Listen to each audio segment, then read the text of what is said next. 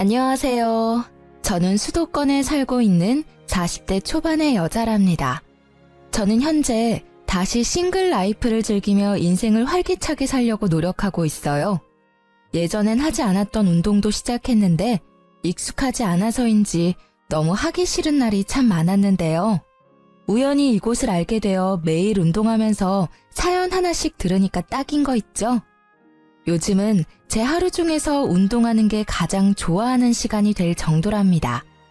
저도 만만치 않은 기막힌 사연을 갖고 있어서 고민 끝에 여러분께 들려드리고 싶어 보내보게 되었어요. 그럼 제 이야기를 한번 해볼게요. 재밌게 들어주세요. 저는 30대 후반에 늦은 결혼을 했거든요. 30대 초반까지도 아무 생각 없다가 35살이 되니까 마음이 조급해지기 시작하더라고요. 같이 놀던 친구들도 하나둘씩 다 남자를 만나기 시작하고 말이죠.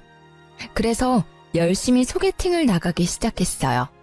나이가 들수록 소개팅 횟수도 점점 줄어서 나중엔 어디서 남자를 만나야 할지 고민할 정도였답니다.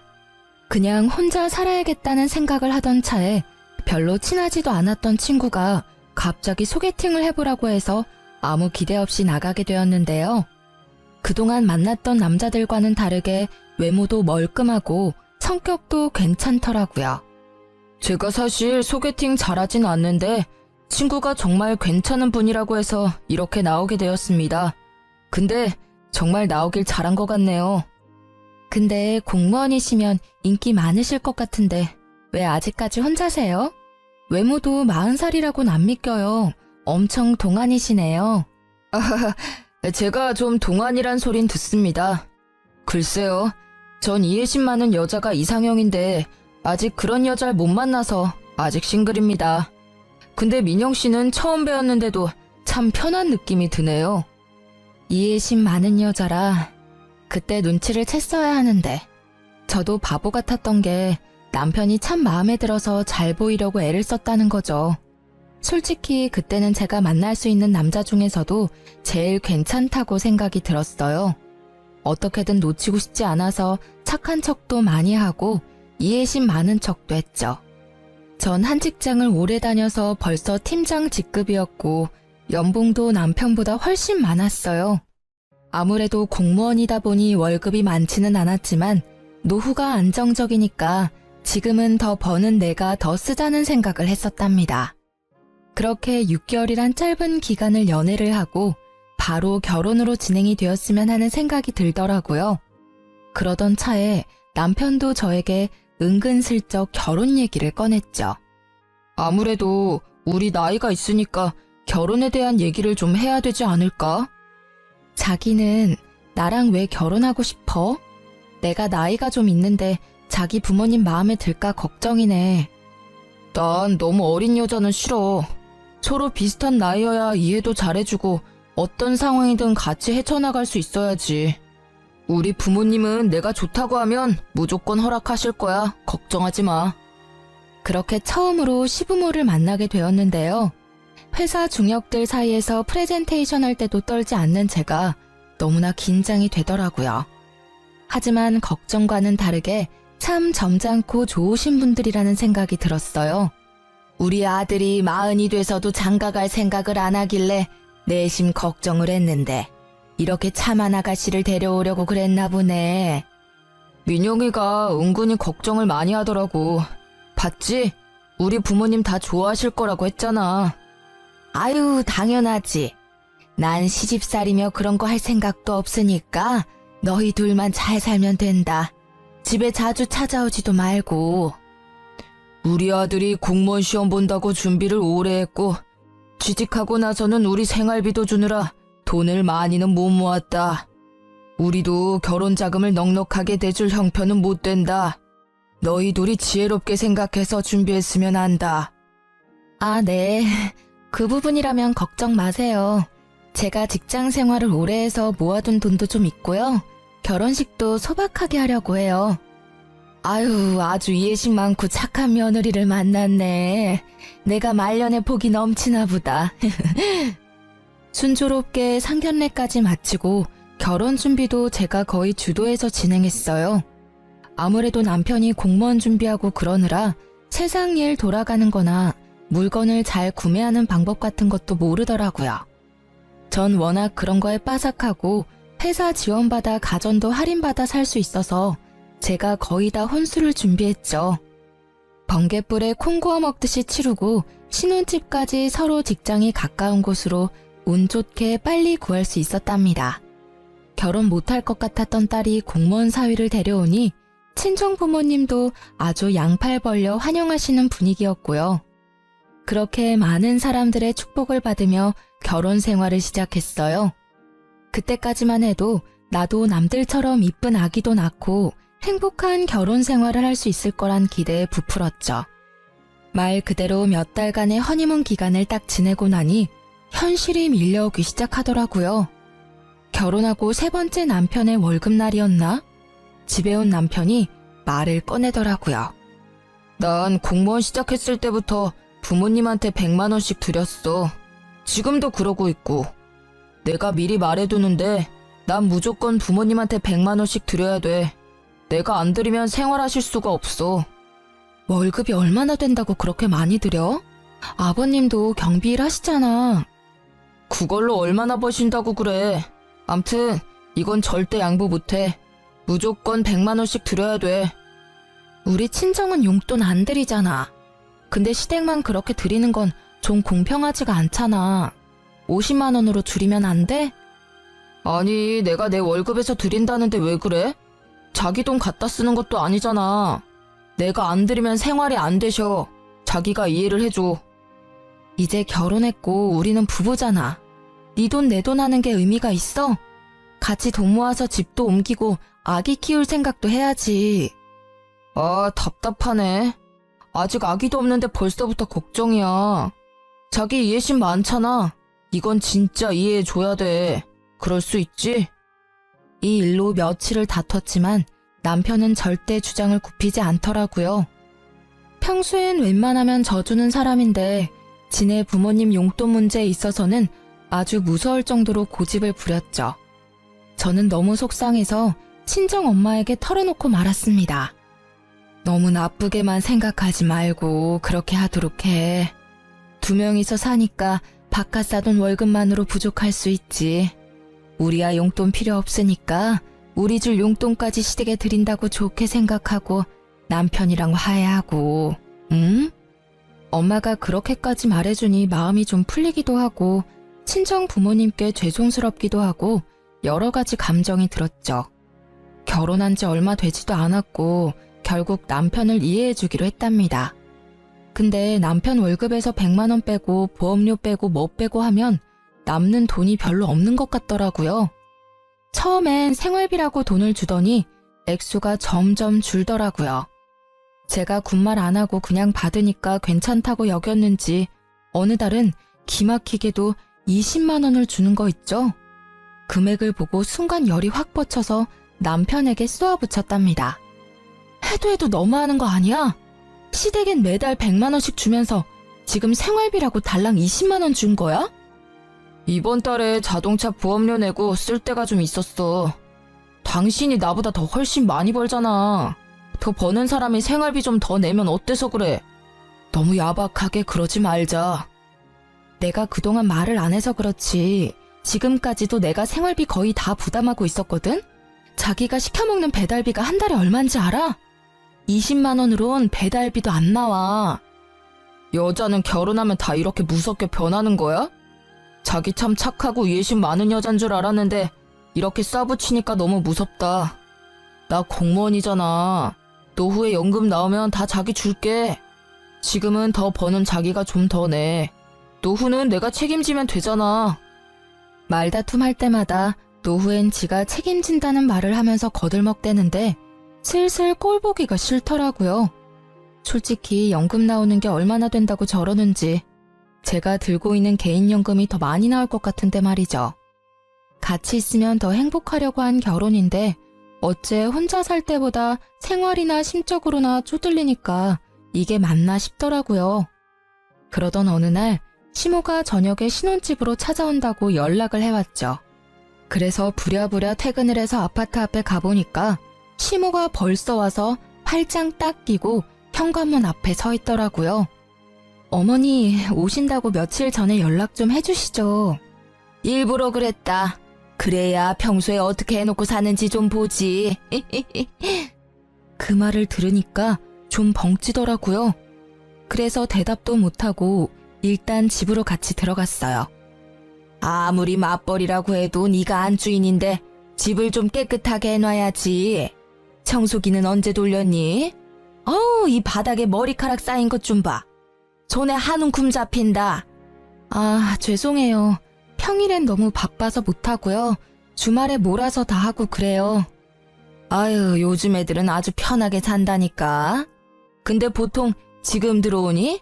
그럼 저녁은 언제 차려서 먹어? 아, 오늘은 좀 일찍 끝내고 온 거고요. 평소엔 정수 씨 혼자 차려 먹거나 배달 시켜 먹고 그래요. 뭐? 남편 밥도 안 챙겨줘? 너 그러려고 결혼했니? 우리 아들은 내가 아침도 삼첩반상으로만 차려줬는데 오늘은 너네 냉장고 검사 좀 하러 왔다. 기본적인 요리 실력이 있는지 말이다. 그런데 배달 시켜 먹는다고 하니 안 봐도 뻔할 뻔짜구나. 어머니, 제가 더 일찍 나가고 더 늦게 끝나는데 어떻게 밥을 해줘요. 더 여유로운 사람이 하는 거죠. 정수 씨는 정시퇴근이지만 전 정시퇴근 절대 못해요. 일이 많이 바쁘다고요. 시모는 혀를 끌끌 차며 어느새 냉장고를 들여다보고 있더라고요. 이게 뭐야?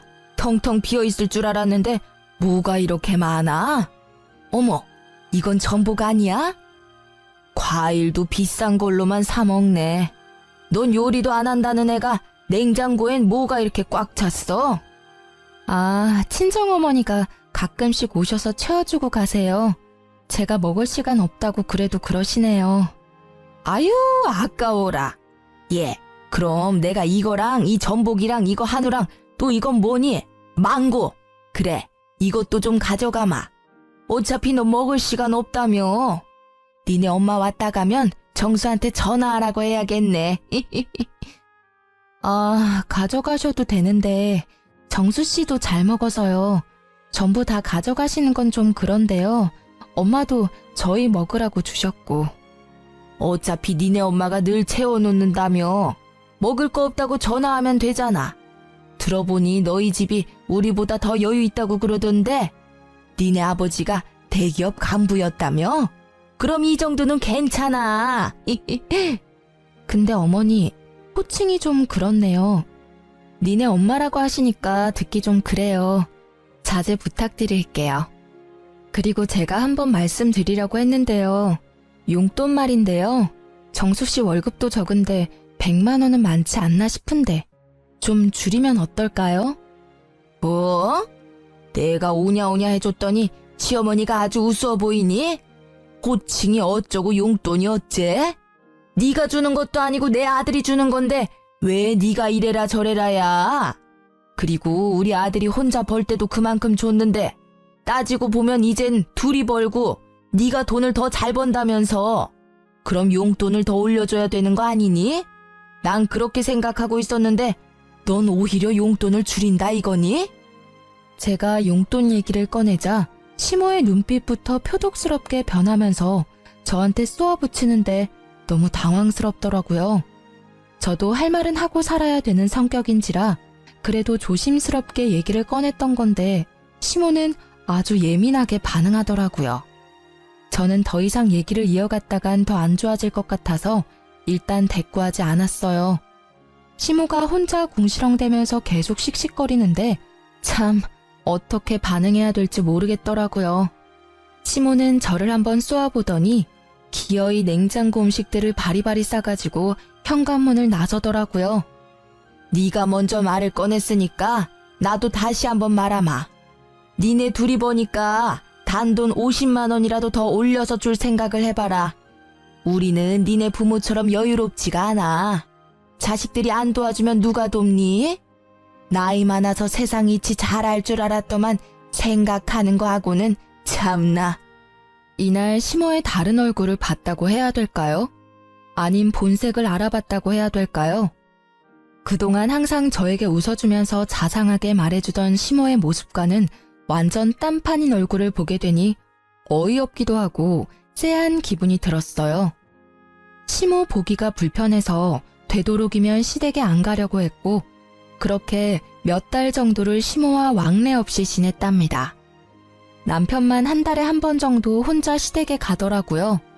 좀 웃긴 건 저한테 같이 가잔 말을 한 번도 안 하는 거 있죠? 시모도 나한테 화가 나서 데려오지 말라고 한 건지 어떤 건지 아무튼 남편만 마지막 주 주말마다 꼬박꼬박 시댁에 가서 밤늦게 돌아오곤 했어요. 시모도 용돈 액수에 대해서 남편에게 딱히 말을 한 건 아니었는지 남편도 용돈을 더 올리겠단 말은 안 하더라고요. 사실 말 꺼내면 조목조목 따지고 대판 싸울 생각까지 하고 있었거든요. 그렇게 좀 잠잠해지나 했는데 또 다른 펀치를 정통으로 맞게 된 일이 생겼답니다. 보통 남편이 저보다 일찍 집에 들어와서 제가 우편함을 챙기는 일은 진짜 드물었거든요.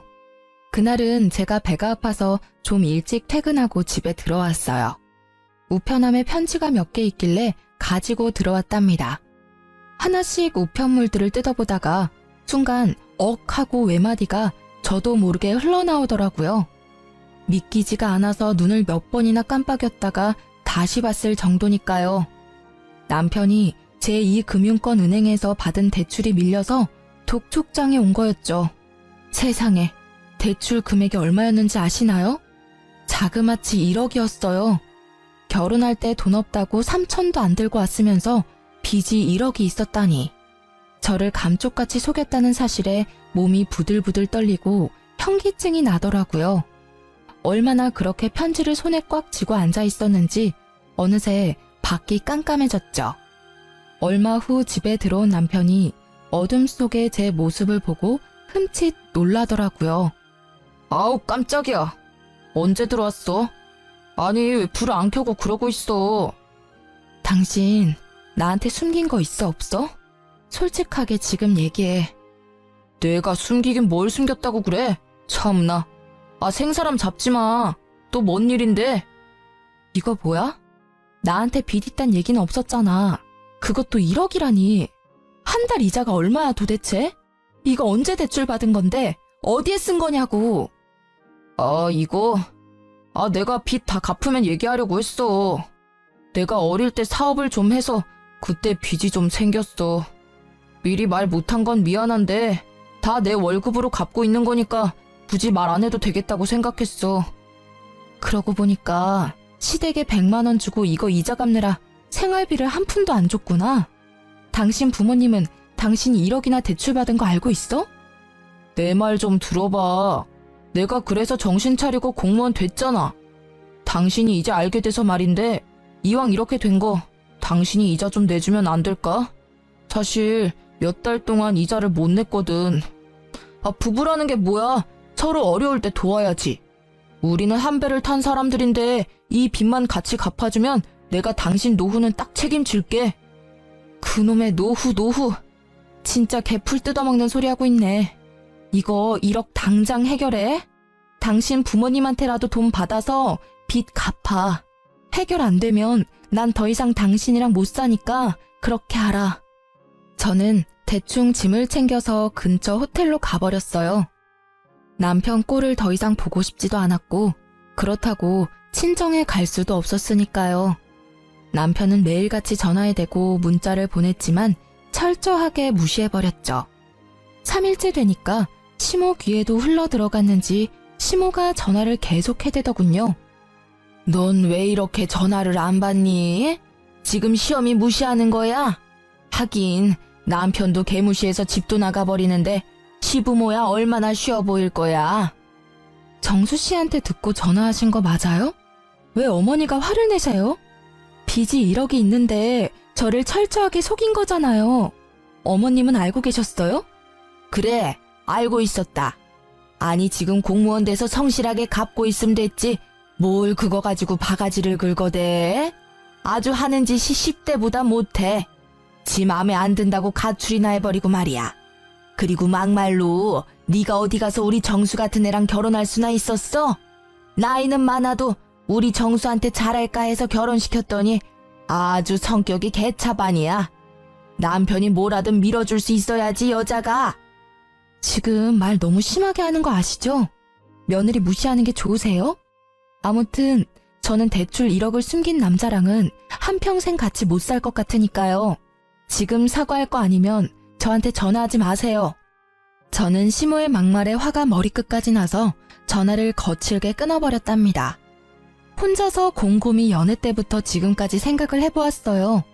사실 죽고 못 살 정도로 사랑해서 한 결혼도 아닌데 왜 나만 이렇게 다 맞춰줘야 하는지, 그리고 남편의 문제를 어느새 제가 다 해결을 하고 있었다는 걸 깨달았죠. 아무리 남자가 애라지만 그래도 나보다 나이도 3살이나 많은데 보호받고 대접받는다는 느낌을 전혀 받지 못하고 살아왔더라고요. 거기다 빚이 1억이라니. 계속 같이 산다면 제가 같이 갚아야 할 것 같았죠. 저는 확실하게 매듭을 짓지 않으면 이혼을 해야겠다고 결정을 내렸어요. 제 태도가 확 달라진 걸 눈치챘는지 그날 저녁부터 남편이 어떻게 알고는 호텔까지 찾아와서 납작 엎드리더라고요. 여보, 미안해. 내가 잘못했어. 빚은 내가 천천히 무슨 일이 있어도 당신한테 피해 안 주고 매달 잘 갚을게. 우리 엄마가 한 말도 너무 심각하게 생각하지 말고 제발 한 귀로 흘려들어. 어?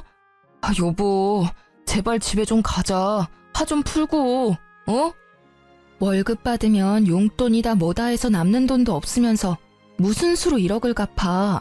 당장 생활비 100만 원도 못 주면서. 결혼하기 전이나 지금이나 버는 돈은 똑같은데 왜 이렇게 매달 쪼들려서 살아야 되는지 이해가 안 돼. 난 이렇게 경제적으로 힘들게 살고 싶지 않아. 이럴 거면 지금 헤어지는 게 좋을 것 같아. 여보, 난 당신 사랑해. 당신 없으면 난 죽어. 제발 한 번만 용서해줘. 내가 평생 걸려서 갚더라도 절대 당신한테 피해 안 줄게. 우리가 이렇게 늦게 만난 만큼 보란듯이 더 잘 살아야 되지 않겠어? 제발 여보, 내가 당신한테 다 맞추고 살게. 여보, 내 얼굴 봐서라도 한 번만 봐주라. 이때 진짜 뒤도 안 돌아보고 헤어졌어야 했는데 말이죠. 그놈의 미련이 뭐라고 정이 뭐라고. 제 손을 잡으며 눈물을 글썽이는 남편을 보니 마음이 약해지더라고요. 저는 몇 날 며칠을 고민하다가 남편을 한 번 더 믿어보기로 했답니다. 남편이 시댁에도 입단속을 시켰는지 시모 전화도 오지 않고 조용하더라고요. 남편이 매달 갚고 있는 이자를 꼬박꼬박 보여주니까 바보 같았던 저는 조금씩 남편의 빚도 같이 갚아주기 시작했답니다. 빨리 빚 문제를 해결하고 속 편하게 살고 싶었고 아기도 얼른 갖고 싶었거든요. 그렇게 1년쯤 지났고 명절 때만 하루 시댁에 다녀올 뿐 연락도 안 하고 사니까 세상 편하더라고요. 남편 혼자 매달 마지막 주말에 시댁에 갔다가 오는 건 여전했죠. 그래도 단 한 번도 같이 가자는 말을 안 하고 슬쩍 혼자 다녀오니까 서운하긴 하더라고요. 근데 당신은 마지막 주에 시댁에 가면서 왜 나한테 같이 가자는 말은 한 번도 안 해? 당신 우리 집 가는 거 별로 안 좋아하는 거 아니었어? 그래서 그냥 나 혼자 빨리 갔다 오는 거지. 해야 될 일도 있고. 무슨 일을 하는데? 어머님하고도 이제 좀 풀어야지. 계속 이렇게 지내는 건 나도 불편하고. 이번 달엔 나도 같이 갈까? 아니, 그럴 필요 없어. 우리 엄마는 벌써 다 잊어버리셨어. 걱정하지 마. 다음에 구정 때나 같이 가면 되지. 사실 집에 갔다가 동네 친구도 좀 만나고 오는 건데 그 정도는 괜찮지? 남편이 사람 좋은 웃음을 지으면서 얘기하는데 영 느낌이 안 좋더라고요. 뭔가 숨기는 것처럼 쎄하다고 할까요? 빚 문제로 이미 남편에 대한 믿음을 잃어버린 저는 뭔가 이상한 낌새를 받았죠. 동네 친구를 만난다니 바람이 난 것 같기도 하고 또 무슨 일을 벌이는 건 아닐지 의심이 되더라고요. 그래서 마지막 주말에 남편이 시댁에 갈 때 몰래 따라가 보기로 마음을 먹었답니다. 드디어 기다리던 날이 다가왔어요. 이른 아침에 남편이 어김없이 시댁에 간다며 나가더라고요. 저는 마트에 장 보러 간다고 남편과 같이 주차장까지 나가서 남편을 배웅하고 곧바로 제 차를 끌고 남편 뒤를 쫓아갔답니다. 30분쯤 달려서 시댁 앞에 서더라고요. 남편이 집으로 들어갔는데 5분도 안 돼서 시부모와 남편이 같이 나오는 게 아니겠어요? 셋이서 남편 차를 타고 어디론가 가더라고요. 저도 간격을 두고 부지런히 남편 차를 쫓아갔는데 무려 2시간쯤 걸려 도착한 곳은 강원도의 어느 인적 드문 산기슭 동네였어요. 지금도 무슨 동네인지는 전혀 모르겠어요. 남편의 차가 적색 벽돌로 지어진 요양병원 앞에 서더라고요. 저는 남편이 주차하고 세 사람이 병원 안으로 들어가고 나서야 멀찍이 주차하고 병원으로 따라 들어갔답니다. 안으로 들어가니 이미 세 사람은 사라진 후였고 어디로 가야 할지 전혀 감을 못 잡겠더라고요. 저는 조심스럽게 접수처로 가서 남편 이름을 넌지시 말해봤어요. 아, 결혼하셨다더니 오늘은 같이 오신 거예요? 3층에 306호로 가보세요. 저는 터질 것 같은 가슴을 진정시키며 천천히 306호로 걸어갔어요. 문 앞에 서자 익숙한 세 사람의 뒷모습이 보이더라고요. 그리고 멍한 표정으로 침대에 누워서 세 사람을 보고 있는 한 남자를 봤죠. 얼굴이 남편과 꽤 닮았더군요. 저는 병실로 올라오기 전에 간호사와 나눴던 이야기가 생각나 몸이 파르르 떨려왔답니다. 결심을 마친 저는 심호흡을 한번 깊게 하고 문을 활짝 열어 제꼈어요. 세 사람이 동시에 뒤를 돌아보았는데 저를 발견하고 기함을 하더라고요. 당신이 어떻게 여길 어떻게 알고 왔어? 왜? 내가 못 올 때 왔어? 그럼 당신이 좀 말해줘봐. 여기가 도대체 어디야? 너 어떻게 알고 온 거야? 설마 너 우리 미행한 거야? 이거 아주 앙큼한 년이네. 순에 빠진 줄 알았더니 아주 무서운 애네 얘가. 무서운 건 아줌마랑 아줌마 아들이고요. 나를 까맣게 속이고 결혼을 해? 이거 사기 결혼이야. 때 되면 다 말하려고 했어. 그리고 네가 물어보기나 했어. 동생 있냐고 물어보기나 했냐고. 그걸 지금 변명이라고 해? 조현병 걸린 동생 요양병원에 입원시켜놓고 외동아들인 척 숨기고 결혼한 게 누군데? 왜 니네 부모한테 100만 원씩 줬는지 이제 알겠네. 그래, 내가 내 월급으로 동생 병원비로 쓴다는데 네가 뭔 상관인데? 집안에 환자 있는 게 얼마나 힘든 건지 네가 알기나 해? 가뜩이나 힘들어 죽겠는데 너까지 보태지 말고 이왕 이렇게 알게 됐으니까 와서 인사나 해. 인사 같은 소리 하고 있네. 네가 결혼 못한 이유가 있었네. 네 빚도 사업 망해서 생긴 거 아니지? 너 같은 새가슴이 사업을 했을 리가 없지. 네 동생 병원비 같이 갚아줄 바보 같은 여자 찾아다녔니? 그래, 나 좋다고 쫓아다니다가 동생 정신병원에 있다니까 다 도망가더라. 그래서 당신은 놓치고 싶지 않았어. 그래서 어쩔 수 없이 말 못한 거야. 아이고, 불쌍한 우리 아들.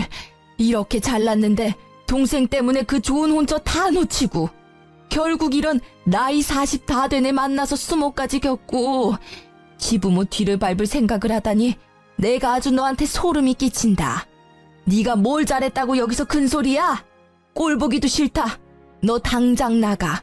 안 나가? 시모가 악을 쓰면서 저를 병실 밖으로 밀어내기 시작했어요. 저도 지지 않고 저를 떠미는 시모의 어깨를 팍 밀어버렸답니다. 무슨 말 같지도 않은 소리를 하고 있어.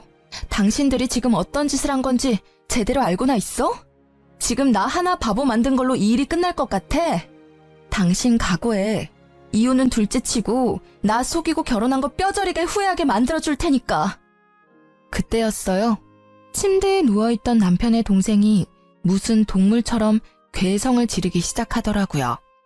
손과 발이 다 침대에 묶인 채로 말이죠. 도대체 얼마나 심각한 상태인 건지는 몰라도 침대가 부서지도록 팔을 흔들면서 열심히 소리를 질러대는데 솔직히 무섭더라고요.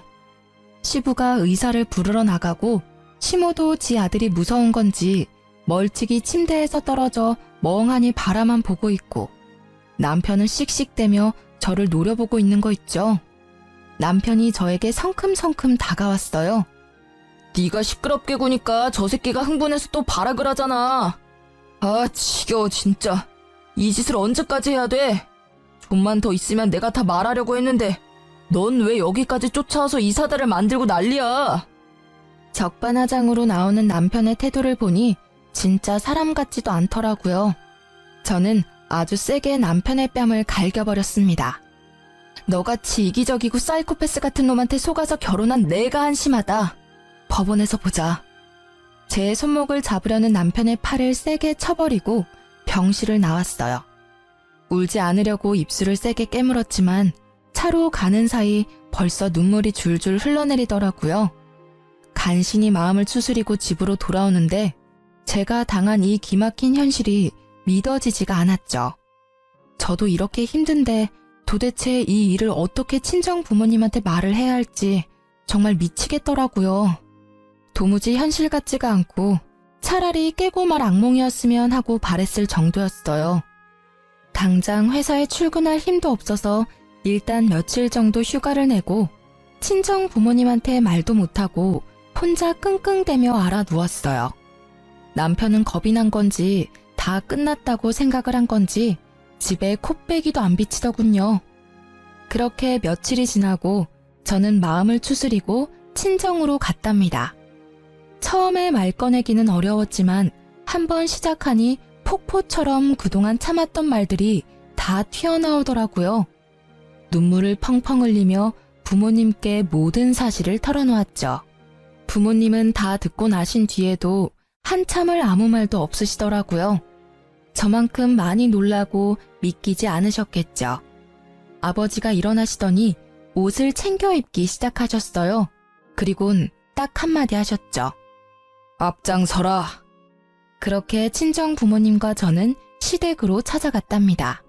친정아버지는 시부모가 문을 열어주자마자 거침없이 들어가서는 그 집안에 있는 물건들을 닥치는 대로 던지기 시작했어요.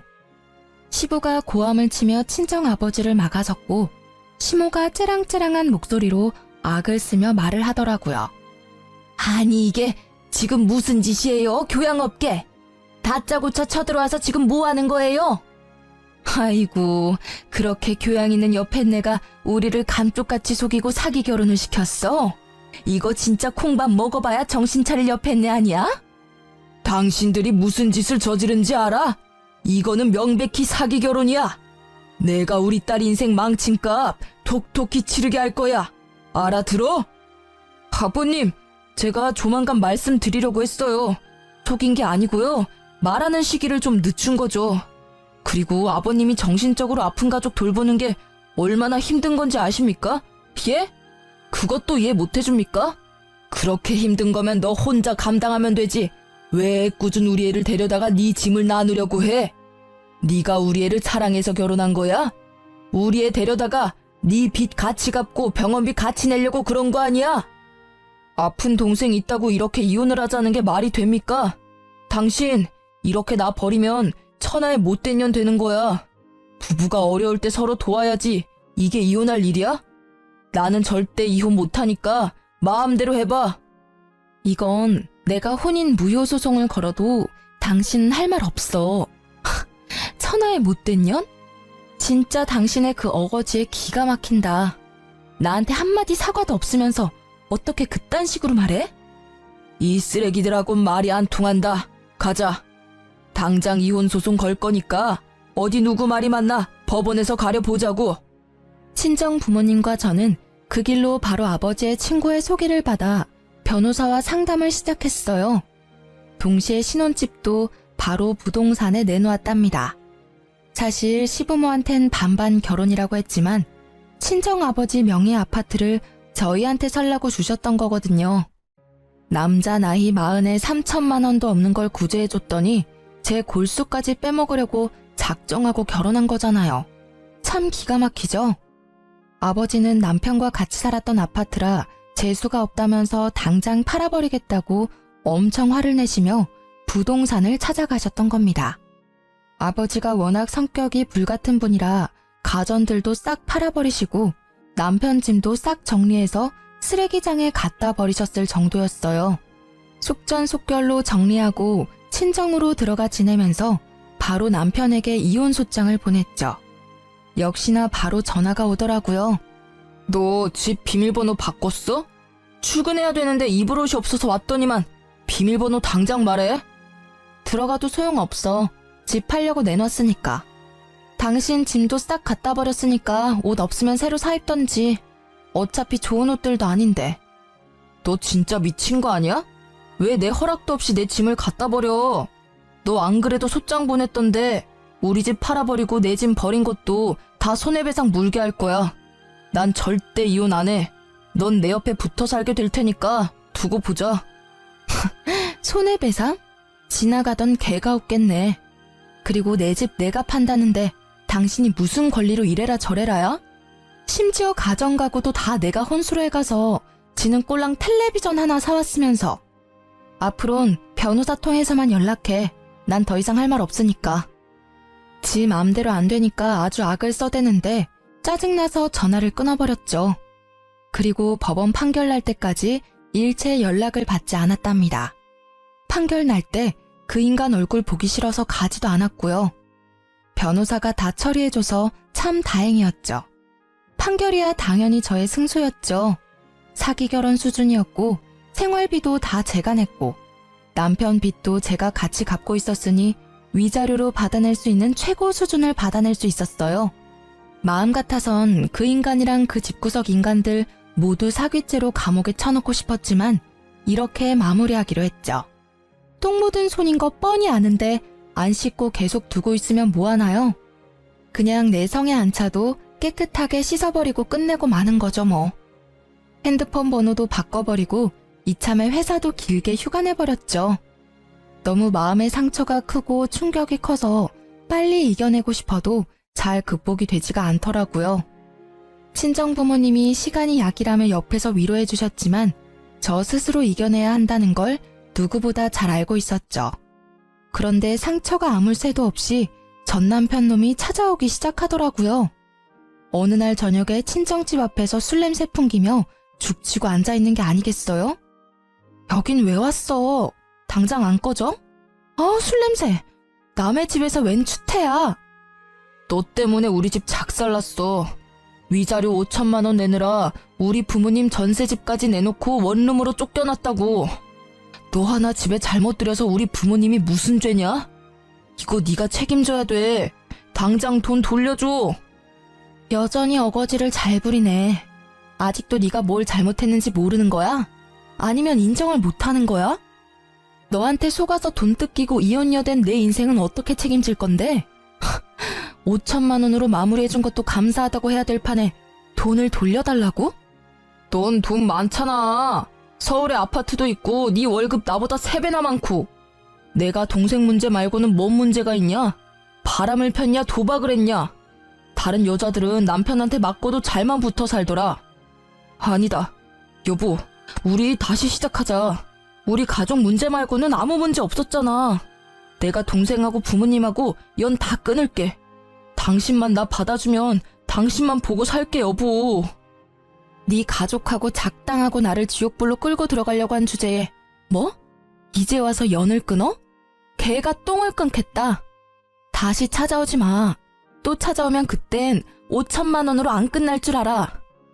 제가 집으로 들어가려고 하자 전 남편이 무릎을 꿇은 자세로 질질 기어오더니 제 발목을 덥석 잡는 게 아니겠어요? 아무래도 남자 힘이 세다 보니 꽉 잡고 안 놓는데 아무리 발을 구르고 비틀어도 안 빠지더라고요. 이거 안 나? 경찰 부른다?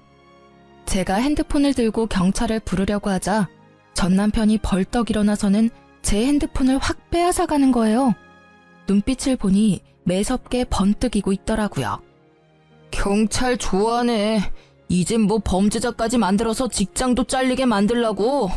누구 인생을 더 조질라고 이게 진짜 보자 하니까.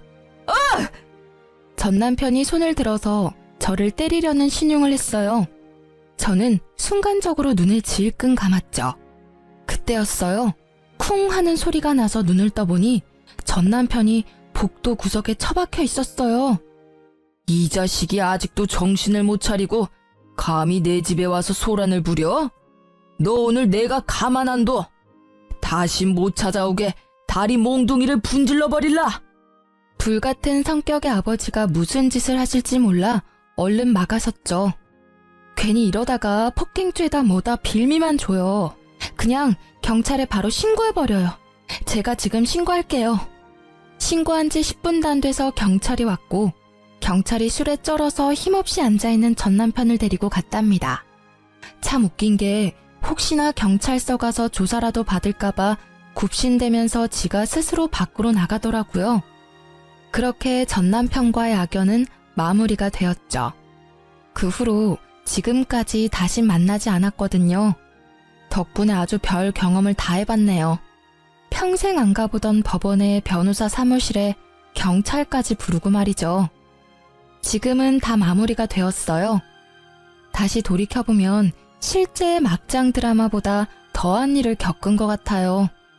제 이상형이 저를 이해해줄 수 있는 여자거든요. 이제 찾은 것 같아요. 당신은 이해심 많은 여자잖아. 이것도 이해 못해줘? 나이 차서 결혼했으면 이해할 건 이해해야지. 네가 20대니? 가끔 남편이랑 시모가 했던 말들이 머릿속에 울릴 때가 있어요. 길지 않은 결혼 기간 내내 나한테 이해하라며 내가 희생하기를 강요했던 전 남편놈과 시부모의 가스라이팅이 얼마나 심했던지. 이혼한 지금까지도 그 생각에서 벗어나기가 쉽지 않네요. 하지만 현실은 드라마보다 더 구질구질하고 처리해야 될 일도 많고 감정적으로도 너무 힘들더라고요. 더욱 화가 나는 건 왠지 전 남편 놈은 지금도 멀쩡한 공무원인 척하면서 또 지 빚 갚아주고 병원비 대줄 다른 여자를 찾아다닐 것 같다는 생각이 들기 때문이죠. 저도 심적으로 너무 여유가 없고 결혼이 급한 상태여서 전 남편 놈의 멀쩡한 겉모습과 직업을 보고 너무 성급하게 결혼을 진행했었거든요. 그놈이 그 당시에 그런 제 모습을 보고 속으로 얼마나 바보 같다고 비웃었을지. 자다가도 그 생각만 하면 화가 뻗쳐서 벌떡 일어난답니다. 저는 지금 다시 회사에 복귀해서 전과 크게 다르지 않은 삶을 살고 있는데요. 큰 일을 한번 겪고 나니 마음가짐은 많이 달라졌어요. 이젠 외롭다고 아무나 절대 만나지 않고 혼자의 삶을 즐기려고 해요. 괜히 아닌 인연 억지로 만들어서 인생 꼬는 것보다 심심해도 평범하고 행복한 현재의 삶이 훨씬 나으니까요. 여러분도 외롭다고 성급한 결정하지 마시고 현재의 내 삶도 충분히 행복하다는 거 꼭 기억하셨으면 좋겠어요. 제 사연 어떻게 들으셨는지 모르겠네요. 모두 행복하시고 건강하세요.